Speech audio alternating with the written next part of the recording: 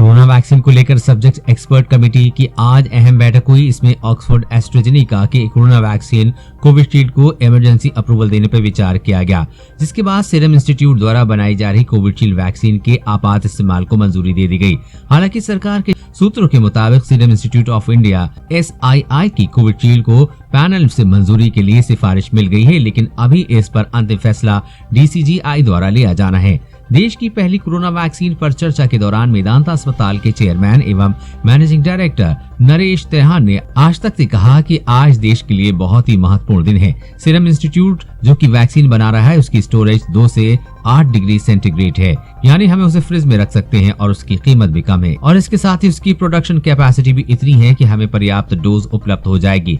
हिंदुस्तान की बात करें तो हमें 100 करोड़ से भी ज्यादा डोज चाहिए होंगे, इसलिए वैक्सीन कोविशील्ड हमारे लिए सबसे उपयुक्त होगी। और आज इसका अप्रूवल मिलने का मतलब ये है कि अब 2-4 दिनों के भीतर इसके आगे की प्रक्रिया शुरू हो सकती है। मेदांता के CMD डॉक्टर नरेश त्रेहान ने आगे कहा कि कल से ड्राई रन पूरे देश में होने वाला है। इसका मतलब 3 से 4 दिन में इसकी वैक्सीनेशन ड्राइव शुरुआत की जाएगी।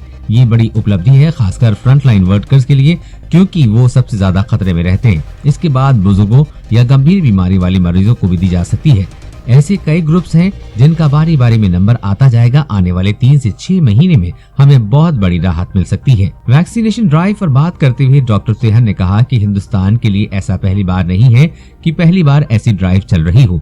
हमने कई बार कई वायरस को मात दी है। भारत में इसके लिए कई दिनों से तैयारी चल रही है, कई हफ्तों से प्लानिंग हो रही है। 2 और वैक्सीन के ट्रायल चल रहे हैं। भारत बायोटेक का डेटा भी एनालाइज हो रहा है, उसको भी जल्द ही अप्रूवल मिल सकती है, उससे भी हमें बहुत राहत मिलेगी। वैक्सीन के डिस्ट्रीब्यूशन सिस्टम से जुड़े एक सवाल के जवाब में डॉक्टर त्रेहान ने कहा कि फिलहाल तो डिस्ट्रीब्यूशन सिस्टम में सरकार का बहुत बड़ा योगदान होगा।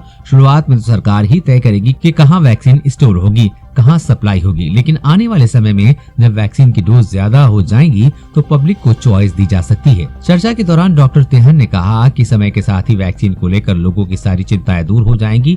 उन्होंने कहा कि front line workers, doctor, nurse सभी लोग पिछले 10 महीने से लगातार काम कर रहे हैं, इसलिए वैक्सीन के आने के बाद उन्हें बड़ी राहत मिल सकती है।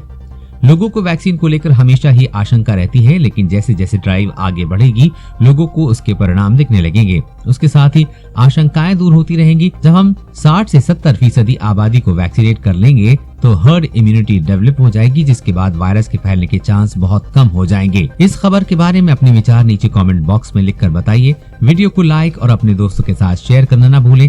साथ ही कोरोना वायरस और कोरोना वैक्सीन से जुड़ी हर खबर सबसे पहले पाने के लिए चैनल को सब्सक्राइब करें।